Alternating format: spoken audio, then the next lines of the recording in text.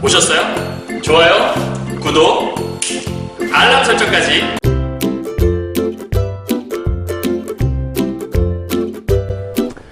안녕하세요. 경화여고 2학년 학생 여러분, 그리고 전국에서 국어, 문학 공부를 하고 계시는 학생 여러분 만나서 반갑습니다. 선생님은 세계 최강 국어쌤 조인수 선생님입니다.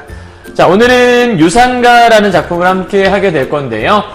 앞서 경화여고 학생들은 선생님과 함께 이제 산민유가라는 작품을 먼저 공부를 했었고, 그 다음에 유산가라는 작품 오늘 잠깐 보고, 요거 뒤에 바로 이어서 무슨 강의를 찍을 거냐면, 정비석이라는 사람이 지은 이제 산정무한이라는 작품을 함께 보게 될 거예요. 그래서 짤막하게 한 30분 정도 안에 간단하게 끝날 수 있도록, 유산가는 사실은 작가라고 하거든요. 그래서 어떤 부분들 정리하면 좋을지에 대해서 선생님이 함께 살짝 문학의 맛을 한번 느껴보도록 하시죠. 가볼까요? 자, 일단 유산가라고 되어 있는데요. 유산가는 방금 말씀드렸죠. 작가라고요. 그래서 앞서 배웠던 그 이홍유의 산민유가 같은 경우에는 여기 나와 있지만 그 사대부들이 지었던 연시조라고 볼 수 있어요. 그래서 사대부들이 짓게 되면 주로 자연에 대한 걸 노래할 때 자연물과의 조화를 이루는 모습, 그리고 그걸 통해 심리적인 위안이라는 건 뭔가 상처를 받았거나 힘든 것이 있을 때 그에 대한 위로를 받는 거잖아요. 그러니까 이홍유 같은 경우에는 관직에 나아가고 싶었지만 올라가지 못했던 그런 아쉬움을 자연 속에서 대리만족을 느꼈던, 이제 그게 여러분이 앞에서 배웠던 산민유가라는 그 연시조 내용이었던 거고요. 오늘 함께하게 될 이 작가는 평민계층이었던 이제 창작계층, 평민이 있는 거고, 이 전문가객들이 작가를 통해서 자연을 아름답게 묘사를 했다라는 거예요. 왜 이렇게 아름답게 묘사를 했을까? 하나예요. 대리체험을 사람들이 느끼게 하고 싶어서. 그럼 여러분 생각해봐요. 어떤 맛집에 대한 소개를 할 때 이 맛집이 엄청나게 맛있고 막 인테리어가 어마어마하고 대단합니다, 이렇게 얘기를 해야 사람이 가고 싶겠죠. 근데 갔는데 뭐 파리가 날리고 음식은 뭐 지저분하고 이래요, 오려면 와요, 이렇게 얘기하면 가겠어요, 여러분? 잘 안 가지 않을까요? 그래서 기본적으로 뭔가 대리체험을 하게 만들려면 아름다움을 노래하겠죠. 그래서 우리가 오늘 보게 될 유산가라는 이 작가 속에는 자연이 얼마나 아름답게 묘사가 되어 있는가를 살펴보시면 되는 거고요. 또 하나, 이 작가에서의 자연은 감각적인 흥을 극대화했다. 그러니까 뭔가 그 감각적 이미지? 보통 우리가 고전 시가에서 가장 많이 나오는 이미지가 뭐 청각 혹은 시각 이런 거 많이 나오잖아요. 그런 걸 통해서 극대화하고 있고, 이상적인 유흥의 공간이 형상화되었다고 얘기했으니까 아마도 가장 흔히 우리가 이제 자연을 보면서 이상향을 얘기할 때 무릉도원 같은 거 얘기 많이 하죠. 그런 것들이 제시가 되어 있는가를 함께 살펴보시면 될 것 같아요. 자, 다시 돌아와서 이제 유산가라는 작품 뭔 뜻인지 한번 살짝 보시면, 이 유자가 유람한다 할 때 유자예요. 그리고 산은 자연이 산이겠죠, 그죠? 그래서 이 산은 어디를 의미하는 거냐면 자연을 얘기할 테니까 결국 유산가의 이 제목의 뜻은 뭐냐면 자연을 유람하는 이야기라고 볼 수 있겠네요, 그죠? 그러니까 자연을 유람하는 이야기라는 걸 네 글자로 표현하게 되면 우리가 자연 속에서의 뭐를 느끼는 삶이냐면 풍류를 느끼는 삶, 이렇게 정리하시면 그게 어렵지 않을 거고요. 조금 전에 얘기했지만 이 작품은 작가라는 것들을 명심하셔야 되고, 이 작가 같은 경우에는 주로 창작계층이 누구였냐? 평민계층이 창작을 많이 했던 거예요. 앞서 봤던 시조 같은 경우에는 주로 사대부들이 창작을 많이 했기 때문에 사대부들의 어떤 노래 속에는 임금, 자연, 뭐 사랑이어도 뭐 어떤 이별, 그리움 이런 걸 얘기 많이 했었는데, 이 작가에서의 이 창작계층이 평민이면 요거를 향유할 수 있는, 향유라는 건 누린다는 얘기인데 이걸 즐김의 대상, 그러니까 이걸 잘 즐기는 사람은 당연히 평민이었겠죠. 평민이 지었으니까. 그런데 이 작품을 짓지는 않았으나 함께 향유하는 계층이 있었으니 그 계층이 바로 양반이라는 계층들도 함께 즐겼다. 그럼 양반들이 읽으려면 뭔가 좀 그럴듯해야 읽지 않겠어요? 그래서 작품 속에다가 양반을 위해서 이제 한자어 같은 것들이 많이 좀 등장을 하게 됐고요. 다음 평민들 같은 경우 한자어 나오면 너무 어렵잖아요. 막 문자 써가면서 하게 되면. 그래서 이 작품 속에는 순우리말의 아름다움도 잘 살리고 있어요. 그래서 순우리말과 한자어가 혼재되어 있다는 얘기는 아마도 이 작가의 특성을 잘 보여주는 그런 어떤 표기 방법이 아닐까 싶은 생각이 좀 드네요. 자, 그렇다면 이 유산가의 내용을 한번 본격적으로 정리를 한번 해보도록 하죠. 자, 유산가는 크게 서사, 본사, 결사로 여러분이 이 작가를 끊어서 기억하시면 좋고요. 왜냐면 작가는 기본적으로 우리가 약간 그 가사문학과 비슷하게 사사조의 사음보로 되어 있거든요. 그래서 가사문학을 우리가 서사, 본사, 결사로 끊어서 보통 우리가 생각을 많이 하잖아요. 이 작품 역시도 그렇게 보시는 게 훨씬 더 좀 좋을 거라는 생각이 드네요. 자, 그렇다면 여기에서 여러분이 먼저 생각해야 될 게 뭐냐면 네모친 부분 있죠? 저 뒤로 가게 되면 네모친 부분이 또 나올 거거든요. 여기 이렇게. 그래서 앞에 네모친 부분은 서사, 그리고 안 친 부분들은 우리가 본사라고 생각하시면 되고요. 마지막에 여기 두 줄은 결사. 경화여고 학생들은 가지고 있는 교재에서 아마 맨 마지막 결사 부분이 세 줄로 되어 있을 거예요. 그래서 그 부분 생각하시면 되고요.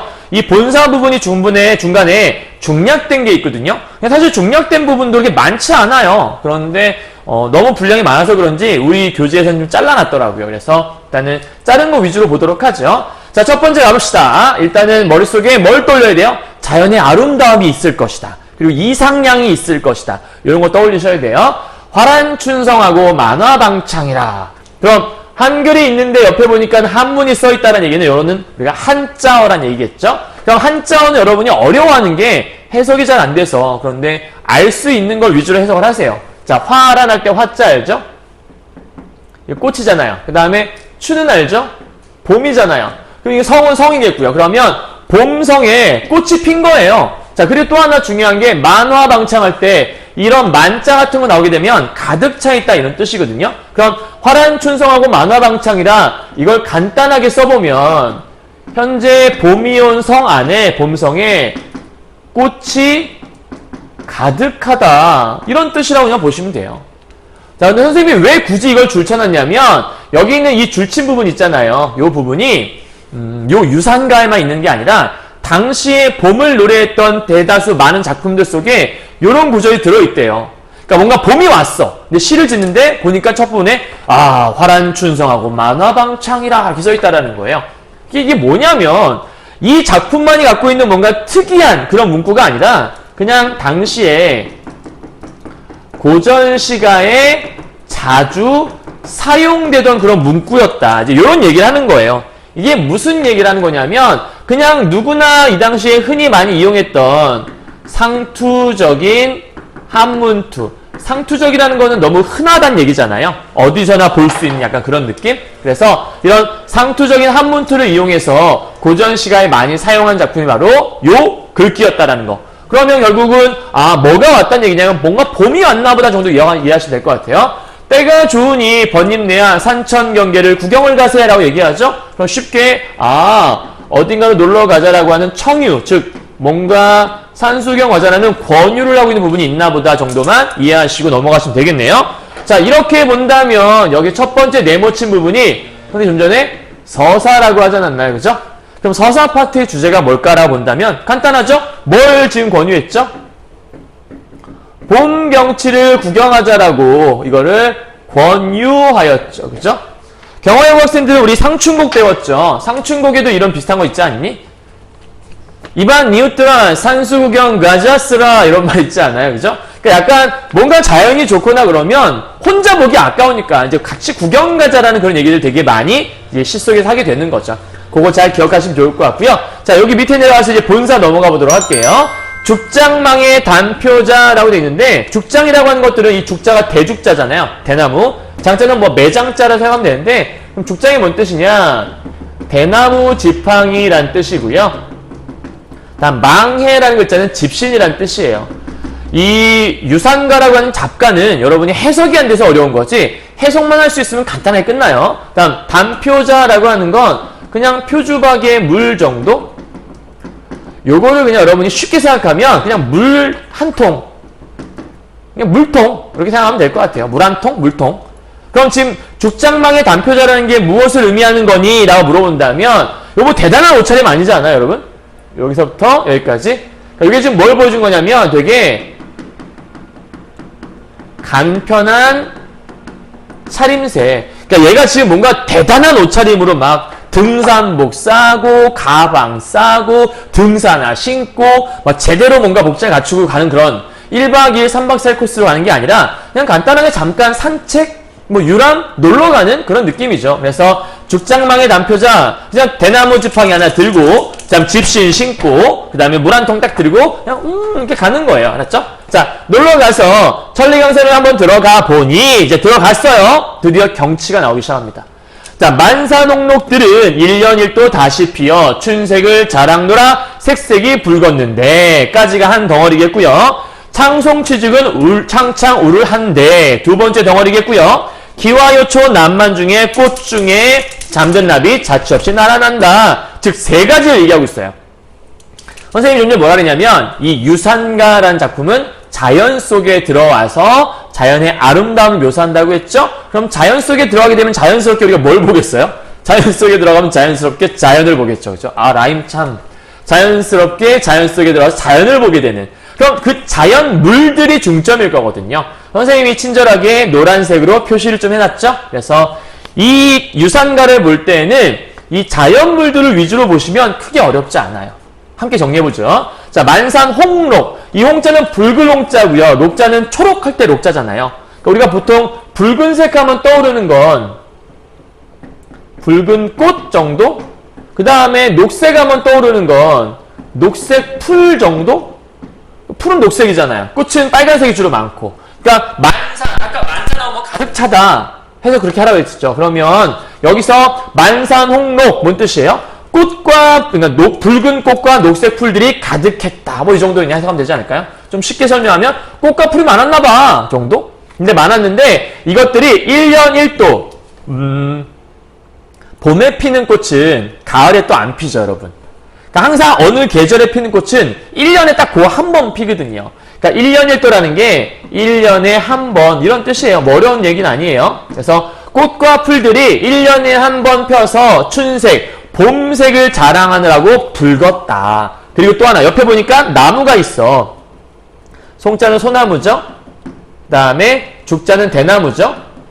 그런데 앞에 창자는 푸른이란 뜻이거든요. 이 취자도 푸를 취자고 그러니까 푸른 소나무와 대나무가 창창 울울 말 어렵게 됐지만 앞뒤를 바꿔요. 그러면 그냥 울창했다 요 정도. 그 다음 기화요초할 때 화자는 뭐죠? 이거 여러분 알죠? 꽃 얘기하는 거. 초는 뭐죠? 풀 얘기하는 거. 그러면 기화요초는 뭐냐면 기자가 신기하다 할 때니까 신기한 꽃과 풀 정도? 그러니까 신기한 꽃과 풀. 아까는 뭔가 붉고 녹색 풀들이었고 이번에 뭔가 신기한 꽃과 풀들이 또 있었나 보죠. 그거 사이 중에 꽃 속에 나비가 겁나 많이 자취 없이 이리저리 날아다닌다 라고 좀 설명이 되어 있네요. 됐어요? 자, 그럼 정리하면 이런 거네요. 지금 처음 들어와서 얘가 지금 선생님이 표시를 좀 해놨는데 잘 봐요. 여기서부터 괄호 묶었죠. 여기까지. 그러니까 지금 자연물 3개를 얘기했단 말이에요. 그럼 이 자연물 3개를 통해서 뭘 얘기하고 있는 거냐? 간단한 거죠. 내가 보고 있는 뭐의 경치를 묘사하는 거냐면 봄의 경치를 묘사하고 있다. 이 정도 생각하면 어렵지 않을 것 같아요. 이해했나요? 자, 그럼 이런 거예요. 일단 제일 처음 시작. 봄성에. 내가 지금 이미 봄성에 지금 뭔가 봄이 왔어. 그래서 지금 꽃이만 가득해요. 너무 예쁜 거예요. 참을 수가 없는 거지. 우리 같이 구경 가볼까? 놀러 가는 거예요. 근데 뭐 대단한 목장하고 가는 게 아니라 단순하게 지팡이 하나 짚고 물통 하나 들고 집신 신고 가볍게 룰루랄라 가는 거죠. 가다 보니까 우와! 붉은색 꽃과 녹색 풀이 있어. 오, 참. 그 옆에 보니까 웬 나무가 자라있네요. 무슨 나무? 푸른 소나무와 대나무가 자라고 있고 그리고 옆에 보니까 신기하게 생긴 꽃과 풀이 있는 거예요. 그 신기하게 생긴 꽃과 풀 사이를 슈루루루 날아다니는 뭐가 있어요. 그게 뭐냐면 나비. 됐죠?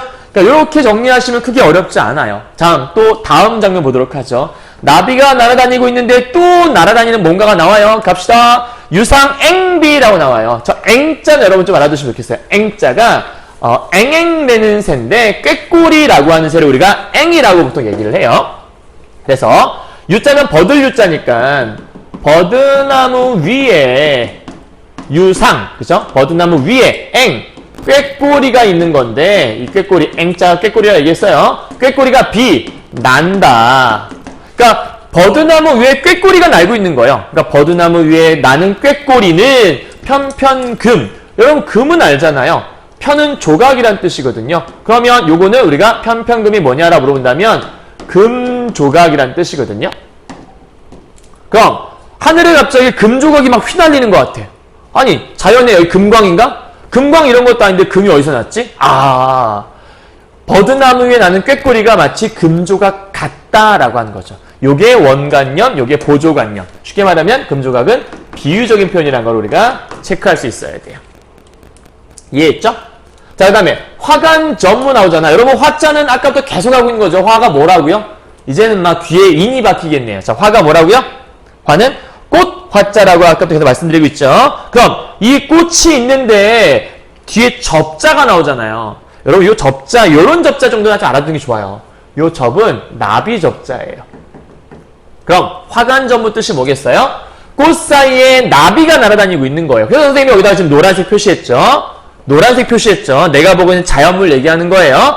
이 나비가 분분설이라. 갑자기 설은 눈이잖아. 웬 갑자기 눈? 지금은 겨울철이 아닌데 봄인데. 그럼 여기서 뭐냐면 눈 같은 게 막 흩날리고 있는 거예요. 근데 봤더니 뭐였어요? 그게 나비였던 거죠. 여기서 분자가 흩날리다라는 뜻이에요. 그러니까 흩날리는 눈이 있는 건데 이건 역시도 마찬가지로 비유적인 표현이겠구나라고 기억하시면 돼요. 이해했죠? 뭔 얘기인지? 그래서 약간 금조각 같은 꾀꼬리가 막 날아다니고 있고 그 다음에 눈이다! 근데 눈이 아니라 뭐였어요? 나비가 날아다니고 있는 거였죠. 삼춘가절이 좋으시고 말 어려워하지 마시고 삼춘할 때 춘자 알죠? 춘은 봄이에요. 그러니까 삼춘, 봄, 삼하, 여름, 삼추, 가을이고 삼동하게 되면 겨울이 되겠죠. 그래서 이러한 봄이 참 좋다 정도로 끝나면 돼요. 도화 만발 새롭게 흰색 눈을 보니 옆에 빨간색이 더 도드라지겠죠? 그래서 도화. 도화는 되게 붉은색이라고 말씀을 드렸고요. 자, 도화는 우리가 복숭아꽃이잖아요. 복숭아꽃인데 선생님이 늘 말씀드리는 건데 도화와 행화가 같이 섞여 있잖아요. 복숭아꽃, 살구꽃이 도화, 행화라고 해요. 이게 섞여 있으면 그런 경우는 되게 봄이라는 계절감을 드러내는 경우가 많아요. 자, 그런데 도화가 따로 개별적으로 쓰이잖아요. 그럴 경우에는 이 도화가 보통 어디에 많이 피냐면 무릉도원 할 때 도자가 그 도예요. 도화할 때. 그래서 무릉도원에 많이 피어있는 꽃이 도화라고 해요. 그래서 도화가 단독으로 쓰이게 되면 되게 그 근방 어딘가에 무릉도원이라는 말이 어딘가가 있을 거예요. 그래서 도화가 만발하니 점점 홍자 붉은 홍자죠. 그러니까 이 도화가 만발하니 붉은색이 막 보이는 것 같은데 어주, 축수, 애삼춘. 이 주자는 여러분 좀 알아야겠죠? 주는 배주자. 그러면 고기 어자니까 얘는 고깃배겠죠. 그래서 뭐 고깃배를 타고 축수. 이 축자가 뭔가 따라간다 할 때 축자니까 이거는 물을 따라. 그 다음에 애삼춘. 애자가 사랑할 애자. 그러니까 봄을 사랑한다라는 뜻이니까 봄을 사랑한다는 얘기는 봄을 즐긴다 이 정도 되지 않을까요? 뭐 유명한 19절이라고도 얘기하는데 어주 축수 애삼춘 고깃배를 타고 물을 따라가며 봄을 즐기고 있는 그냥 한마디로 얘기하면 뭐를 즐기고 있는 거예요? 이 모습은 한마디로 얘기하면 바로 이 풍류를 즐기고 있는 얘가 포인트겠죠. 풍류를 즐기고 있는 모습이요. 이 얻은 무릉도원이 얘 아니냐? 너무 예쁜 거야. 도화가 보이고. 그러니까 이 근처 어딘가에 무릉도원 있는 거 아닐까? 그러면서 이 무릉도원은 아까 앞에서 말했던 그 이상향이란 공간이겠죠.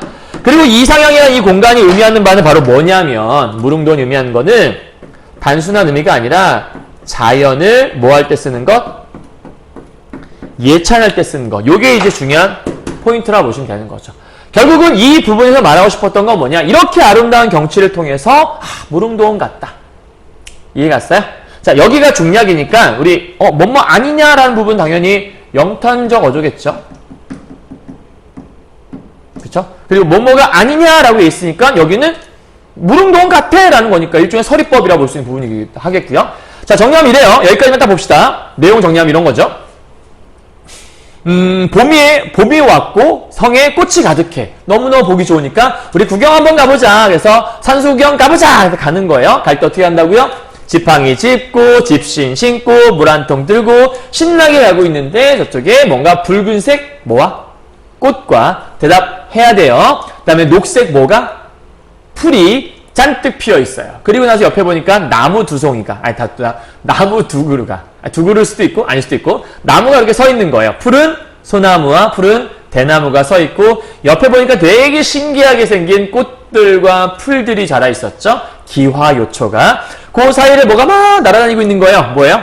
나비가 날아다니고 있었어요. 그 날아다니는 나비 옆에 또 하나, 얘보다 좀 큰 놈이 날고 있어. 버드나무 위에서. 뭐예요? 꾀꼬리가 날고 있었고, 꾀꼬리가 막 나는 모습이 마치 반짝반짝 금조각 같았고요. 그 다음에 옆에 보니까 막 눈이 내리기 시작을 해.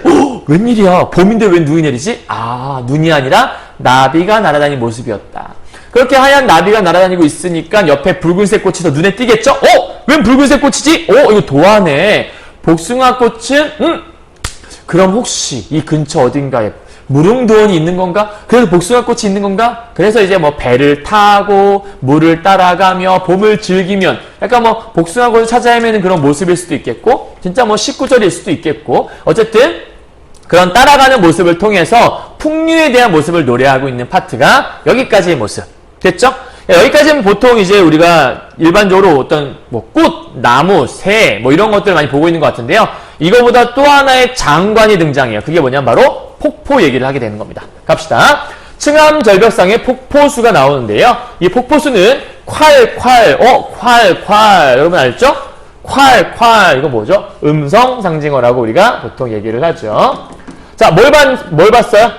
폭포를 본 거예요, 이번에는요. 앞으로 얘기는 폭포 얘기했죠?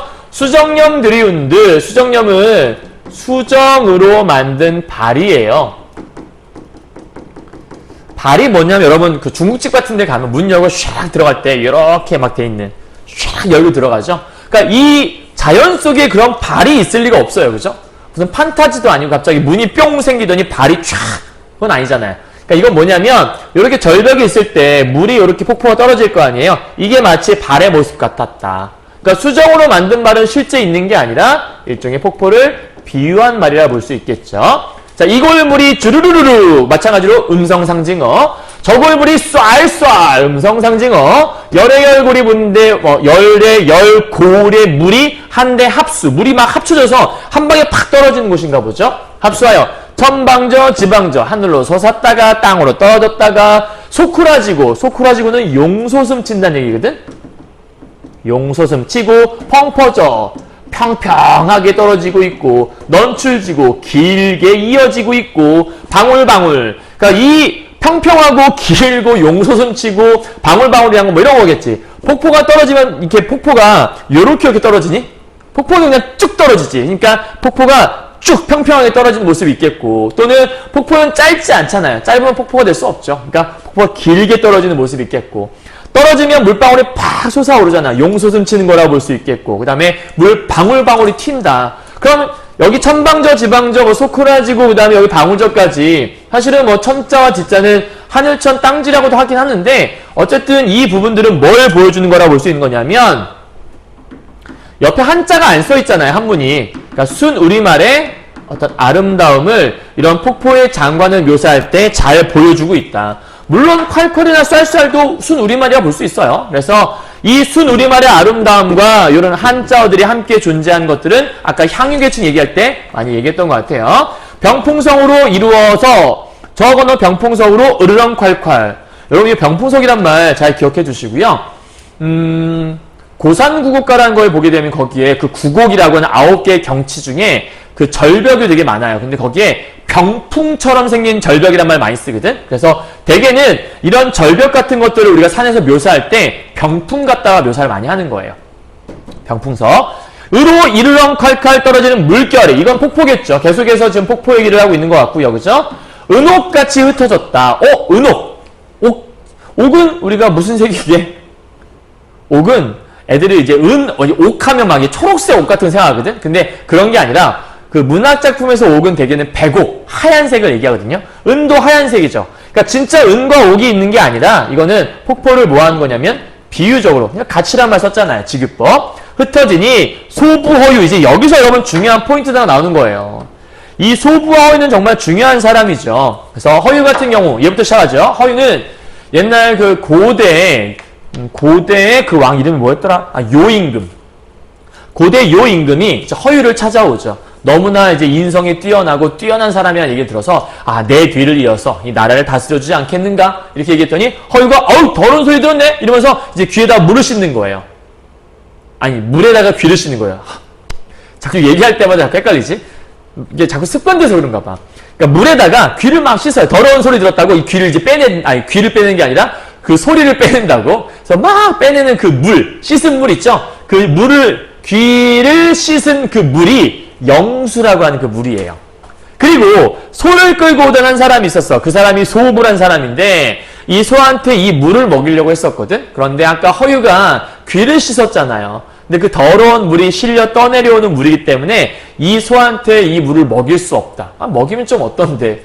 되게 청렴결백한 사람들이었나 보지. 그래서 이 소부와 허유가 같이 이제 숨어 들어가서, 그러니까 숨어 들어갔다기보다 사실은 그냥 이제 올라가서 살게 된 그런 곳이 이 기산영수라는 곳인 건데, 그럼 이 기산영수가 의미하는 건 뭐냐? 이거는 속세와 굉장히 떨어진, 쉽게 말하면 이 자연 속의 어떤 이상적인 공간? 이상적인 공간을 의미하는 말이 바로 이 기산영수라는 공간으로 볼 수 있을 거예요. 왜냐면 앞쪽에서 우리 이런 얘기 했죠. 무릉도원이 여기 아니냐라고 물어봤는데 똑같죠. 문답하던 기산영수가 여기 아니냐라고 똑같이 물어보잖아요. 그러니까 앞에 것과 얘는 같은 거라고 볼 수 있는 거니까 결국은 기산영수나 아니면 무릉도원이나 비슷한 의미로 쓰이고 있다는 걸 우리가 체크해 볼 수 있는 거죠. 여기까지 이해했나요? 뭐 크게 어렵진 않죠? 자, 그래서 이런 내용들을 이제 토대로 해서 여러분이 보게 되면 뭘 얘기할 수 있냐면 결국은 계속해서 자연 속에 이렇게 아름다운 풍경들이 많다라고 계속 설명을 하고 있는 거예요. 그럼 여기까지가 이제 우리가 본사라고 본다면 이 본사의 내용은 뭐가 주제가 되었냐? 우리 여기다 쓸까요? 서사가 있으니까. 자, 본사의 내용 그럼 주제가 무엇일까라 본다면 내가 보았던 그 수많은 봄 경치들을 감상한 내용들을 쭉 쓰고 있는 거죠. 그죠? 그래서 봄 경치에 대한 것들 대략적으로 얘기해보면 뭐 꽃도 있었고 그다음에 풀도 있었고 나무도 있었고 그다음에 새도 있었고 그다음에 뭐 나비도 있었고 그다음에 지금 우리가 보았던 폭포 이런 것들도 있었고 그치? 되게 많은 것들을 이제 봤다 이런 걸 설명하고 있는 거죠. 이렇게 멋진 풍경들이 많더라 이제 이런 얘기를 쭉 풀어내고 있는 것 같아요. 됐나요 여기까지? 자 이제 마지막으로 우리 요 마지막 요 부분에서 결사 부분 하면 이제 끝나는 것 같아요. 자 보도록 하죠.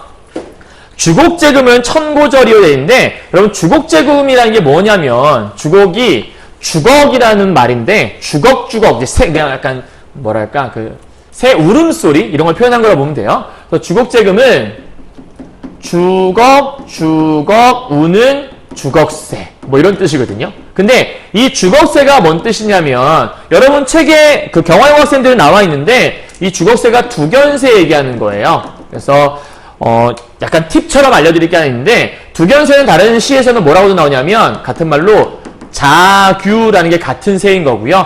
또 하나는 귀촉도라고 하는 것도 같은 새라고 보시면 돼요. 그래서 두견새, 그다음에 자규, 귀촉도를 이제 같은 종류의 새라고 보는데 여기서 절자가 여러분 알겠지만 절개할 때 절자잖아요. 그러면 천 보니까 짧은 시간을 얘기하는 건 아니고 굉장히 긴 시간을 얘기하는 게 천고란 얘기예요. 그러면 천고절이란 얘기는 그 절개가 영원하다 뭐 약간 이런 의미를 갖고 있다고 볼 수 있겠죠. 그러면 결국 주곡제금은 천고절이요라는 얘기는 주걱주걱 우는 주걱새의 소리를 들으니 이러한 절개를 느낄 수 있고 뭐 갑자기 뜬금없이 왜 변화없는 절개? 자연 얘기 실컷 하다가 우리가 4대부들이 보통 이런 노래할 때 그런 얘기 많이 했죠. 자연 얘기하다가 이 모든 게 다 임금님의 덕이다. 임금님 좋아요. 뭐 이런 얘기 많이 하잖아요. 그러니까 약간 그런 것들을 흉내내는 게 아닐까 싶기도 하고 작가이기 때문에 또 하나는 이 천고라는 말이 그런 거예요. 그 변화 없는 이란 뜻이니까 이 주걱주걱 우는 새가 오래만 울진 않았겠죠? 작년에도 그렇고 올해 또 울고 있을 수 있으니까 그래서 그렇게 변함없이 우는 새의 모습을 묘사한 것일 수도 있겠구나. 뭐 그렇게 해석하기도 해요. 어쨌든 있는 그대로 해석을 하게 되면 주걱주걱 우는 새의 모습을 통해 변함없는 절개를 느낄 수 있고 요 정도 해석하면 되겠죠. 다음 적다 정조인데 이 적다가 솥이 적다고 우는 새라는 뜻이거든요. 그래서 이 적다 정도를 우리가 무슨 새라고 했냐면 소쩍새라고 해요. 소쩍새가 왜 소쩍새인 줄 알아요, 여러분? 솥이 적어, 소쩍 이렇게 얘기해요. 그러니까 요게 지금 솥이 적다라고 투정을 부린다는 뜻이니까 사실은 소쩍새와 같은 새가 접동새라는 새도 같은 새거든요. 이것도 좀 알아두면 좋은데 어쨌든 여기 의미만 사실 이 접동새에 얽힌 얘기는 따로 있어요. 9명의 남동생들을 둔 누이의 이야기인데 되게 슬픈 얘기거든요. 나중에 선생님이 고전 시가를 강의할 때 선생님이 접동새 얘기를 듣게 되면 그때 다시 한번 얘기해 드릴게요. 지금은 패스. 자, 요 소쩍새. 솥이 적다. 그럼 여러분 생각해봐요. 어머니한테 엄마 밥그릇이 너무 적어. 밥이 너무 적어. 그 얘기는 뭐죠? 밥을 더 많이 달라는 얘기고 밥그릇을 큰 걸로 달라는 얘기잖아요. 그러니까 소쩍새가 울게 되면 하늘한테 하늘이시여 솥이 너무 적어요. 솥이 너무 적다고요. 이렇게 얘기했다라는 얘기는 뭔 얘기를 하는 거예요? 솥이 적어요 라는 얘기는 솥이 커지길 바래요 이런 얘기잖아.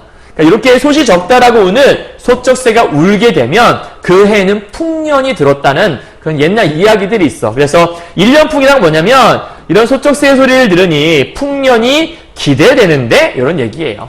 그러니까 전반적으로 약간 좀 슬프거나 안 좋은 얘기는 별로 없죠. 그죠? 풍년이 기대된다. 일출낙조. 일출은 우리가 해가 뜨는 거니까 일출. 해가 뜨고 그 다음에 낙조는 해가 지니 뭐 이 정도 되겠네요. 그죠? 해가 뜨고 해가 지니 그 해가 진 모습이 눈앞에 펼쳐져 있으니 그럼 주안점은 해가 진 이 시점이 눈앞에 펼쳐져 있다는 얘기겠죠. 그럴 때 경계무궁 우리가 무궁무진하다는 것들은 끝이 없다 뭐 이런 뜻이잖아요. 그러니까 경계가 무궁하다는 얘기는 여러분 그 해가 질 때 빨갛게 노을이 진 걸 보게 되면 어디까지가 딱 그 빨간색이 끝나는지 경계가 보여요? 그게 잘 안 보여요. 그죠? 그러니까 경계무궁이라는 얘기는 뭐냐면 끝이 없다. 혹은 뭐 한이 없다. 이런 뜻으로 볼 수 있거든요. 그럼 이제 정리하게 되면 그런 거라 볼 수 있겠죠. 경계무궁 좋을시고라는 얘기는 이러한 어떤 해가 지는 풍경이 너무나도 아름답다라고 얘기하면서 마무리되는 거라고 보시면 될 것 같네요. 이해했나요? 자, 그러면 이제 마지막으로 여기 결사 부분의 주제가 뭐냐라고 물어본다면 여기는 맨 마지막에 무궁하다는 얘기를 했으니까 무궁한 경치에 대해서 감탄하고 있다. 요 정도 얘기하면 정리가 되지 않을까요? 그럼 끝이라고 볼 수 있을 것 같은데 그래서 너무나 좋으시고란 얘기도 마찬가지로 뭔가 좀 약간 예찬하는 그런 마음들이 들어있다라고 볼 수 있겠고요. 됐나요? 여기까지? 자, 잡가가 여러분 뭔가 되게 논리적인 글은 아니에요. 사실은요. 왜냐면 그냥 두서없이 쓴 글도 많고 뜬금없이 막 A가 튀어나왔다가 막 B가 튀어나왔다가 막 이러기도 하거든요. 그래서 내용 자체에 좀 중점을 두고 보시고 딱 보면 알겠지만 제일 어려운 거는 뭔 말인지 이해가 안 가서 어려울 수 있거든요. 그래서 해석을 좀 주안점을 두고서 열심히 좀 해보시면 좋을 것 같아요. 자, 마지막 최종 정리 이것만은 꼭 정리해보죠. 자, 주제입니다. 봄 경치의 아름다움을 예찬하고 있고 감상하고 있다라고 하는 거죠. 다음 특징 음성상징어를 이용해서 생동감 음성상징어라는 건 그런 거잖아. 아까 폭포 얘기할 때 막 물이 콸콸 대박 지금 쏟아지고 있는 것 같아 이런 걸 느낄 수 있으니까 그래서 그 음성상징어는 생동감을 느끼게 해준다라는 거. 두 번째 대꾸라는 것들은 기본적으로 우리가 이런 고정명사에 많이 들어있는 거죠. 다음 열거와 비유. 열거는 아까 폭포만 쏟아지는 모습을 여러 개 나열했었고 비유는 뭐 아까 못마는 듯이라는 거 있었으니까 말 안 해도 알겠죠. 다음 세 번째 우리말과 한자어의 이중적 표기. 요게 이제 아까 얘기했던 그 잡가의 특성. 그죠? 우리말, 순우리말, 한자어는 양반들을 위한 향유계층 얘기했었어요. 네 번째, 사사조의 사음보가 기본이다. 왜? 가사문 아까 비슷하다 그랬죠. 근데 이 작품은 이게 잘 지켜지는 게 아니라 부분적으로 파괴된 부분이 되게 많아요. 마지막 다섯 번째는 고사 인용. 뭐 했죠 아까? 소부와 허유 이야기를 통해서 마무리 정리했었죠. 됐나요? 끝! 여기까지. 자, 오늘 우리가 정리한 이 잡가라는 작품 다시 한번 얘기 드리지만 시조 같은 경우에는 4대부들이 주로 많이 창작을 해서 그들의 세계를 노래했다면 그들이 바라본 자연은 뭔가 좀 나름대로의 어떤 위안 마음의 안식처 혹은 임금님에 대한 어떤 고마움을 느끼는 장소라고 볼 수 있는데 이 유산가라고 하는 작가의 자연은 그냥 다른 사람들이 구경을 갈 시간 자체가 많지 않으니까 평민들은 그거에 대한 대리 만족, 어떤 즐거움 이런 것들을 주기 위해서 굉장히 멋지고 예쁘다란 말을 많이 썼다. 그런 걸 기억하시면 좋을 것 같고 그렇기 때문에 뭔가 좀 이상향의 모습으로도 제시된 부분도 많이 있었고 더불어서 아까 마지막에 뭐 얘기했었냐면 감각적인 흥을 극대화했다는 얘기였으니까 아까 뭐 붉고 녹색 막 이런 거 있었고 콸콸 소리 있었죠? 그래서 시각과 청각 같은 것도 많이 이용됐다는 걸 알 수 있을 겁니다. 됐죠? 자, 잘 정리하시고 잠시 후에 우리 이제 산정무한으로 만나도록 하죠. 수고하셨습니다.